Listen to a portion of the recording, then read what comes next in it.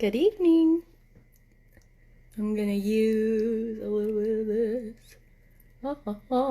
You guys, so I pre-read this chapter once. Good luck, right? But mistakes are okay. This is a long one. This is really exciting. The plot is building. And I took a long time to try to figure out what voice I want to use for our new character. And I think I have one in mind. I think. I do.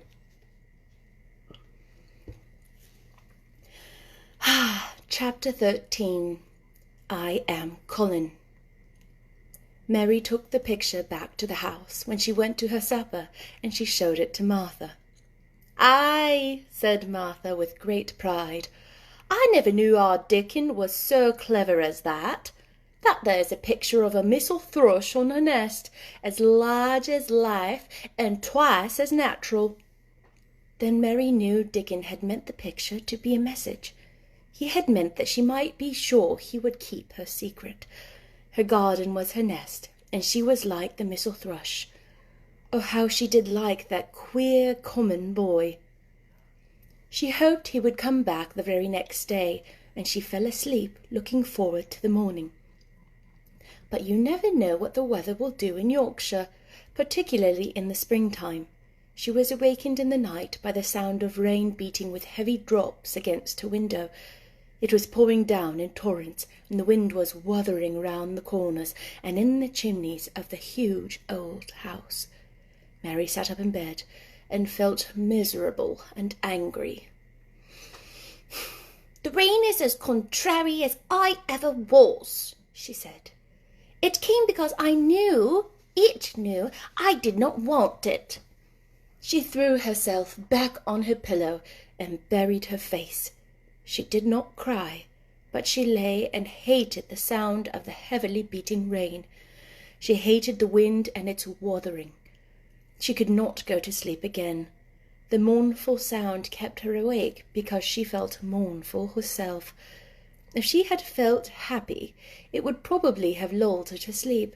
How it wuthered, and how the big raindrops poured down and beat against the plain.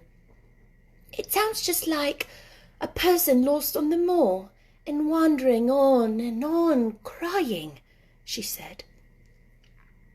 She had been lying awake, turning from side to side for about an hour, when suddenly something made her sit up in bed and turn her head toward the door, listening.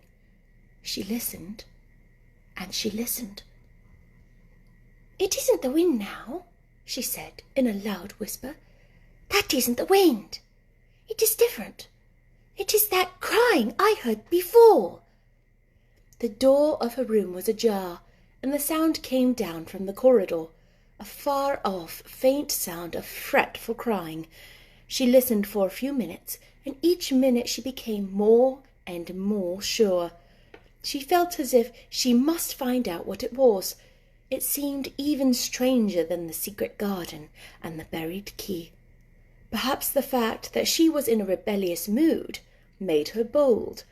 She put her foot out of bed and stood on the floor. "I am going to find out what it is," she said.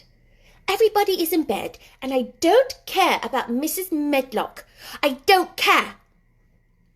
There was a candle by her bedside, and she took it up and went softly out of the room. The corridor looked very long and dark, but she was too excited to mind that.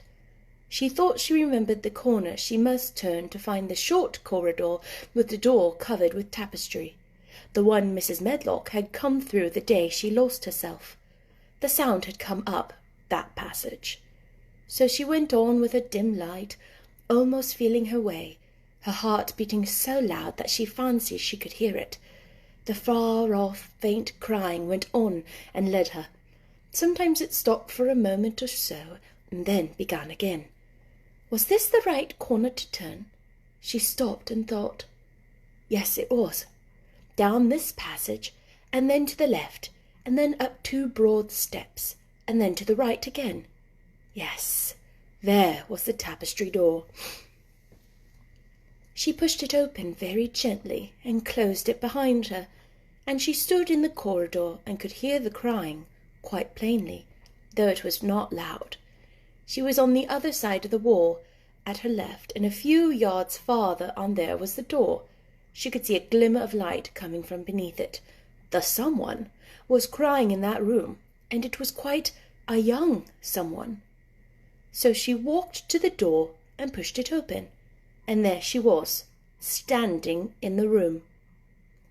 It was a big room with ancient, handsome furniture in it. There was a low fire glowing faintly on the hearth, and the night-light burning by the side of a carved four-posted bed hung with brocade, and on the bed was lying a boy, crying fretfully. Mary wondered if she was in a real place, or if she had fallen asleep again and was dreaming without knowing it. The boy had a sharp, delicate face, the colour of ivory, and he seemed to have eyes too big for it. He had also a lot of hair which tumbled over his forehead in heavy locks, and made his thin face seem smaller. He looked like a boy who had been ill, but he was crying more as if he were tired and cross than as if he were in pain. Mary stood near the door with her candle in her hand, holding her breath. Then she crept across the room, and as she drew nearer, the light attracted the boy's attention, and he turned his head on his pillow and stared at her, his grey eyes opening so wide that they seemed immense. "Who are you?" he said, at last in a half-frightened whisper. "Are you a ghost?" "No, I am not," Mary answered in her own whisper, sounding half-frightened. "Are you one?" He stared and stared and stared. Mary could not help noticing what strange eyes he had. They were agate grey, and they looked too big for his face because they had black lashes all round them. "No," he replied, after waiting a moment or so. "I am Colin." "Who is Colin?" she faltered. "I am Colin Craven. Who are you?" "I am Mary Lennox. Mr. Craven is my uncle." "He is my father," said the boy. "Your father?" gasped Mary. "No one ever told me he had a boy. Why didn't they?" "Come here," he said, still keeping his strange eyes fixed on her with an anxious expression. She came close to the bed, and he put out his hand and touched her. "You are real, aren't you?" he said. "I have had such real dreams very often. You might be one of them." Mary had slipped on a woolen wrapper before she left her room, and she put a piece of it between his fingers. "Rub that and see how thick and warm it is," she said. "I will pinch you a little if you like, to show you how real I am. For a minute I thought you might be a dream too." "Where did you come from?" he asked. "From my own room. The wind weathered so I couldn't go to sleep, and I heard someone crying, and wanted to find out who it was. What were you crying for?" "Because I couldn't go to sleep either. My head ached. Tell me your name again." "Mary Lennox. Did no one ever tell you I'd come to live here?" He was still touching the fold of her wrapper, but he began to look a little more as if he believed in her reality. "No," he answered. "They daren't." "Why?" asked Mary.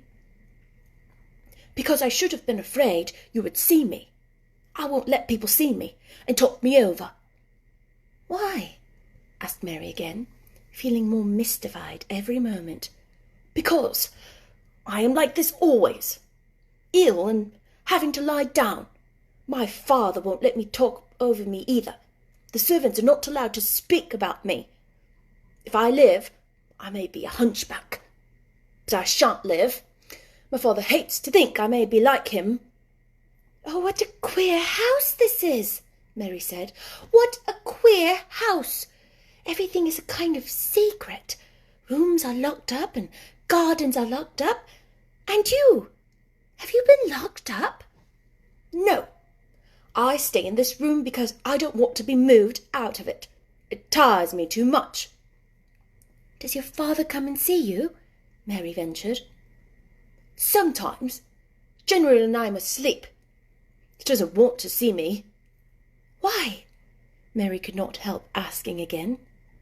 A sort of angry shadow passed over the boy's face. "My mother died when I was born, and it makes him wretched to look at me. He thinks I don't know. But I've heard people talking. He almost hates me." "He hates the garden because she died," said Mary, half speaking to herself. "What garden?" the boy asked. "Oh, just a garden she used to like," Mary stammered.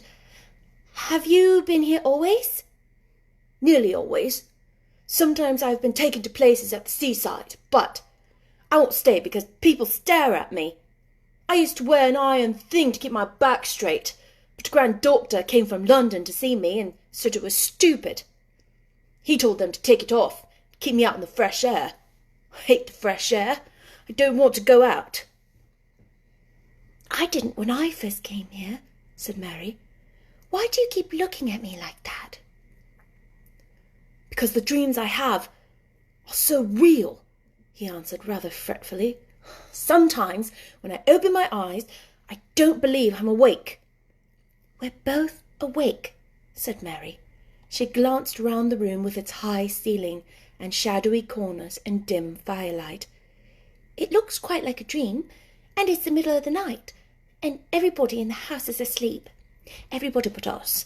We are wide awake." "I don't want it to be a dream," the boy said restlessly. Mary thought of something all at once.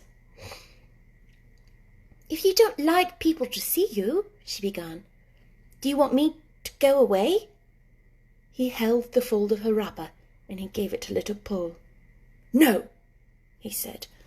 "I should be sure you were a dream if you went. If you are real, sit down on that big footstool and talk. I want to hear about you." Mary put her candle on the table near the bed and sat down on the cushioned stool. She did not want to go away at all. She wanted to stay in the mysterious, hidden-away room and talk to the mysterious boy.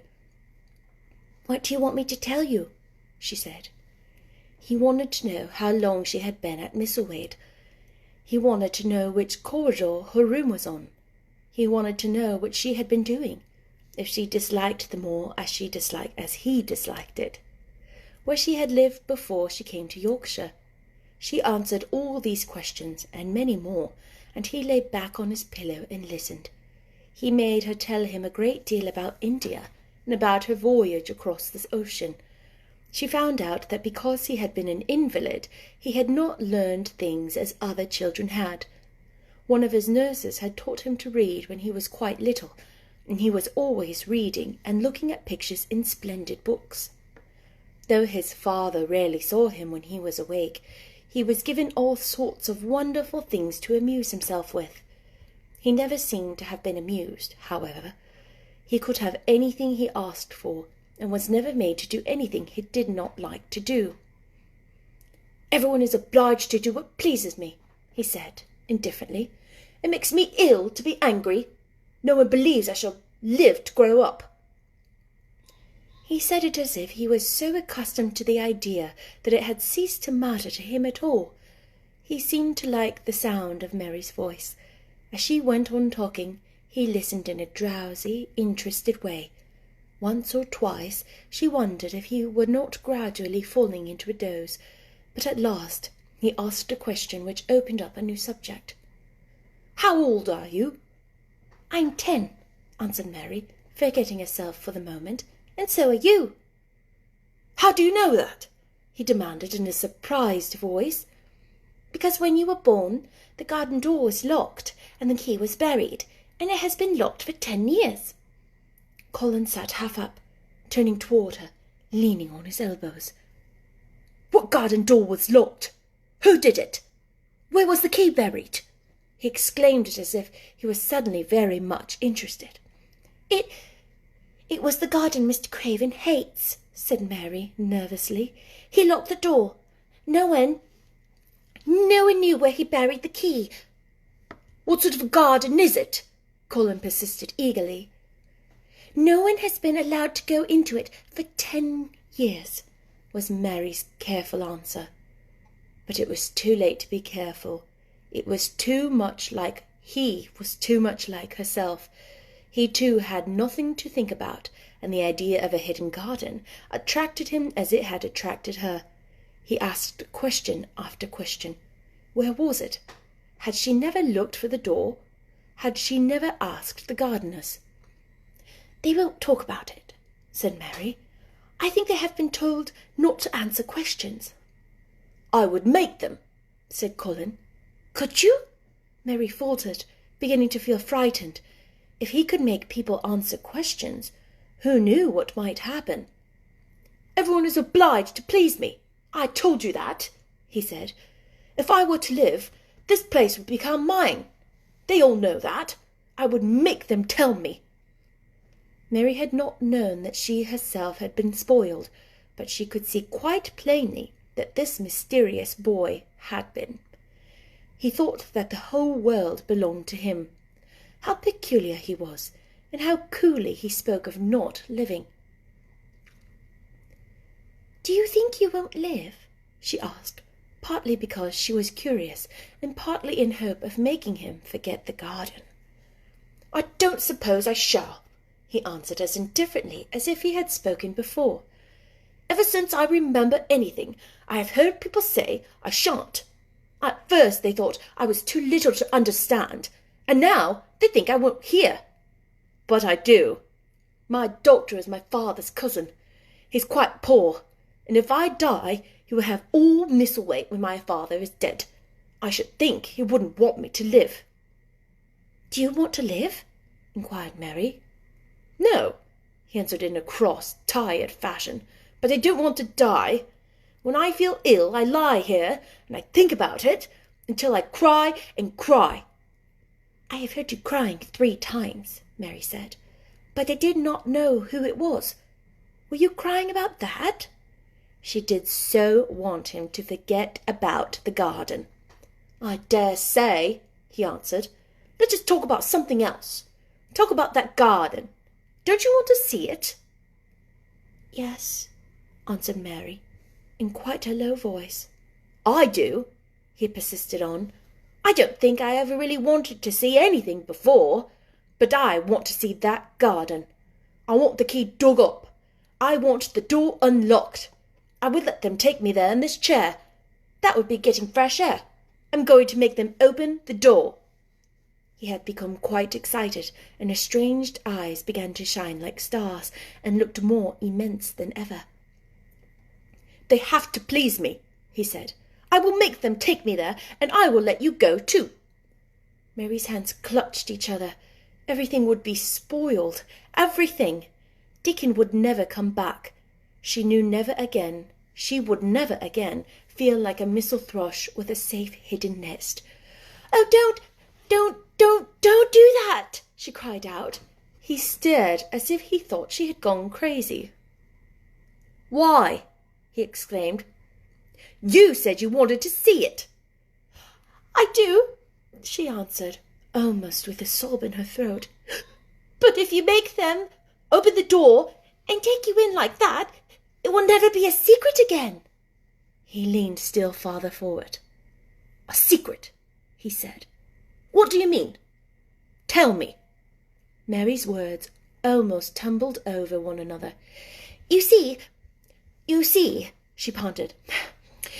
"If no one knows but ourselves, if there was a door hidden somewhere under the ivy, if there was, and we could find it, and if we could slip through it together, and shut it behind us, and no one knew, and anyone was inside, and we called it our garden, and pretended that we were missel thrushes, and it was our nest, and we played there almost every day, and dug and planted seeds, and made it all come alive."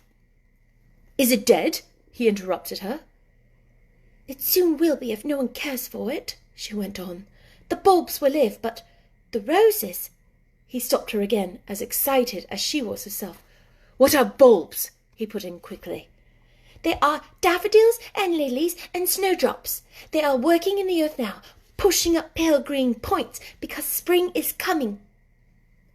"Is the spring coming?" he said. "What is it like? You don't see it in rooms if you are ill." "It is the sun shining on the rain, and the rain falling on the sunshine, and things pushing up and working under the earth," said Mary.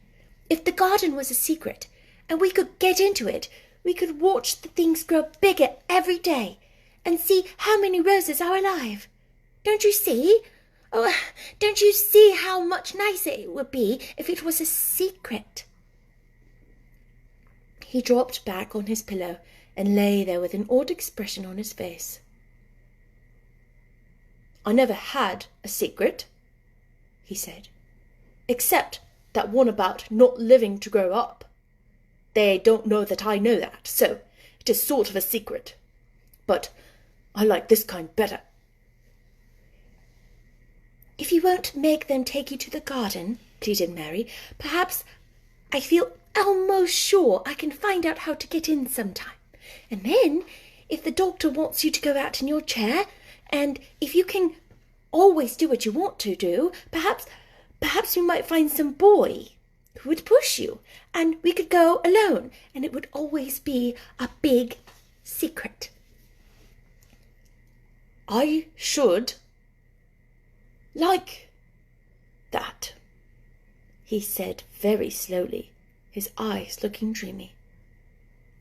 "I should like that. I should not mind fresh air in a secret garden."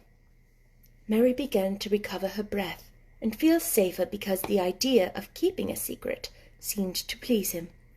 She felt almost sure that if she kept on talking and could make him see the garden in his mind as she had seen it,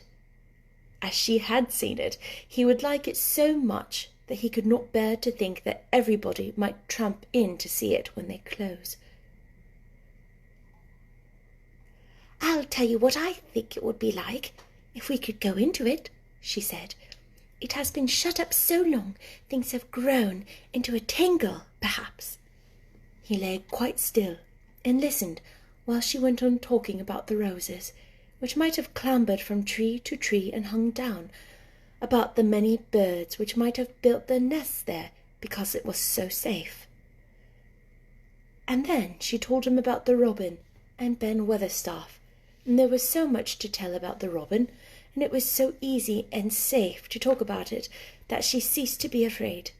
The robin pleased him so much that he smiled until he almost looked beautiful, and at first Mary thought that he was even plainer than herself, with his big eyes and heavy locks of hair.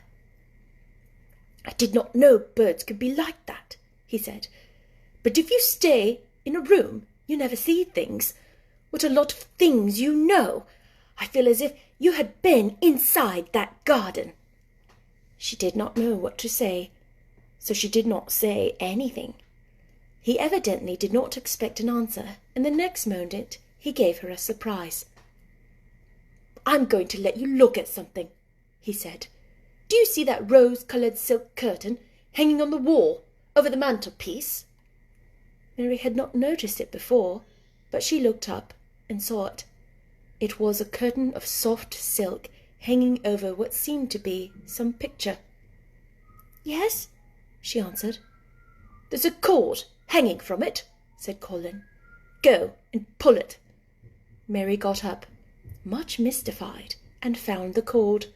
When she pulled it, the silk curtain ran back on rings, and when it ran back, it uncovered a picture. It was the picture of a girl with a laughing face. She had bright hair tied up with a blue ribbon, and her gay, lovely eyes were exactly like Colin's unhappy ones, agate grey, and looking twice as big as they really were because of the black lashes around them. "She is my mother," said Colin complainingly. "I don't see why she died. Sometimes I hate her for doing it." "How queer," said Mary. "If she had lived, I believe I should not have always been so ill," he grumbled.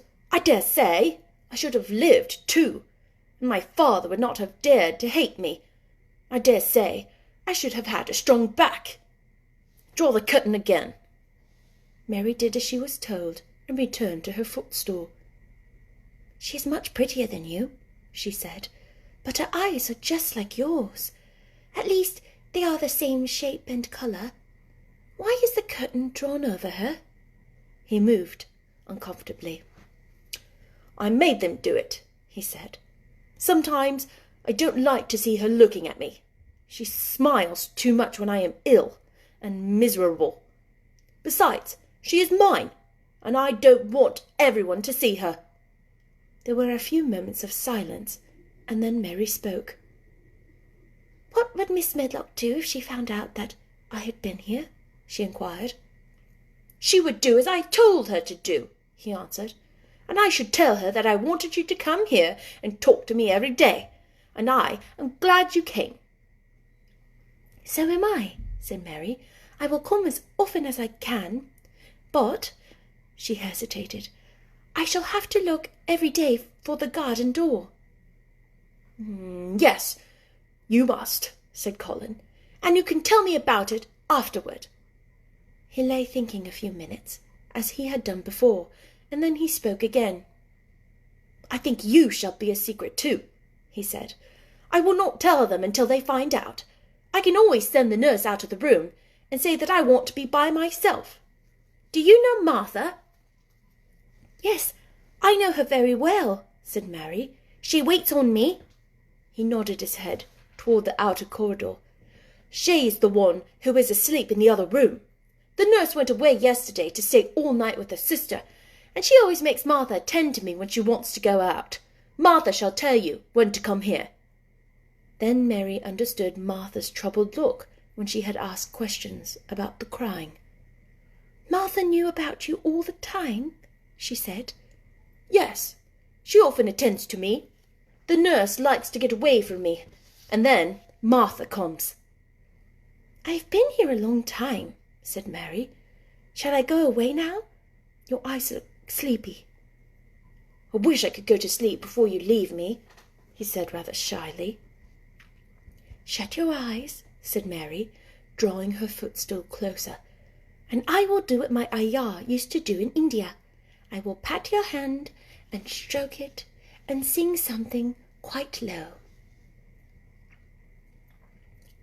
"I should like that, perhaps," he said drowsily. Somehow she was sorry for him and did not want him to lie awake, so she leaned against the bed and began to stroke and pat his hand and sing a very low little chanting song in Hindustani.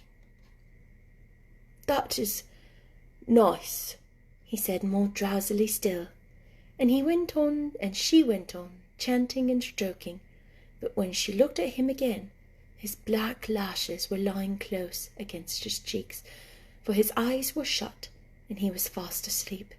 So she got up softly, took a candle and crept away without making a sound.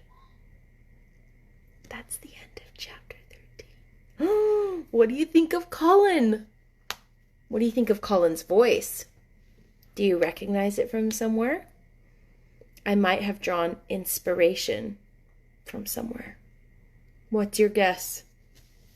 Who is Colin's voice? I'll see you tomorrow for chapter 14, A Young Raja.